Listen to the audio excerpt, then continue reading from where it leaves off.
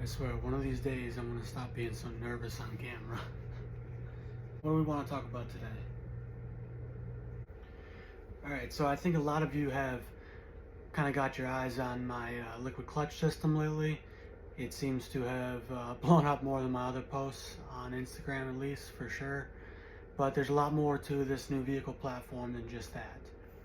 So in the development process, there was a lot of steps being taken to not only make the car more efficient, but bring back some of the enthusiast features that everybody really always loved about a lot of different vehicle types, from sports cars to luxury cars to everything in between.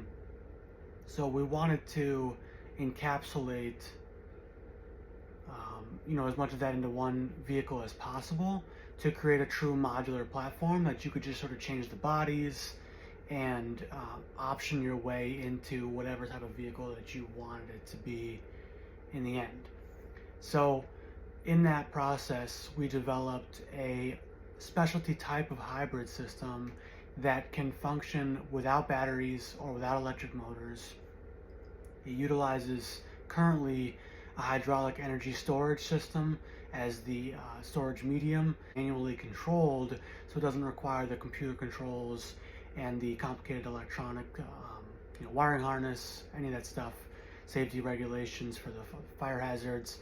It's all void in a hydraulic type of system, and it's much less wasteful at the same time, because it doesn't create as much waste heat. If the routing of the liquid side of the plumbing diagram is done correctly, it can be extremely efficient. So that was one of the big things that we prototyped recently.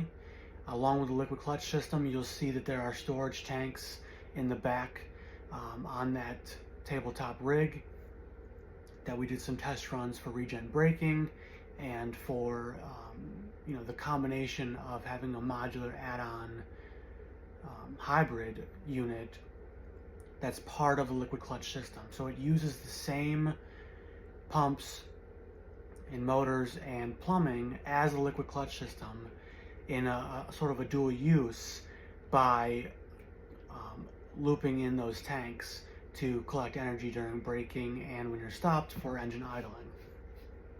So that was a neat way to make it a little bit more efficient, and also package things in a much more cost-effective and repairable and modifiable way to bring you the next generation of what vehicles can be.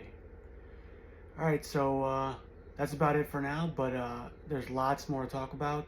Stay tuned. I'm going to keep trying to keep you updated on other things. There's lots of mechanical features, lots of ergonomic features.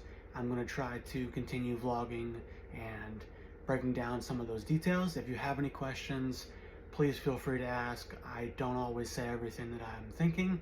I don't want to get too complicated in these videos, I'm trying to keep them short, but I'm happy to answer any questions that you have. Keep up, follow for more, and check out the website. I did some redesigns recently, and there's actually an active CAD model on there. If you're interested in kind of looking at a little bit of the behind the scenes engineering, you can actually play with the CAD model, explode the view, turn it around 360 and see some of the details. And there's some other cool information on there as well. All right, see you guys soon.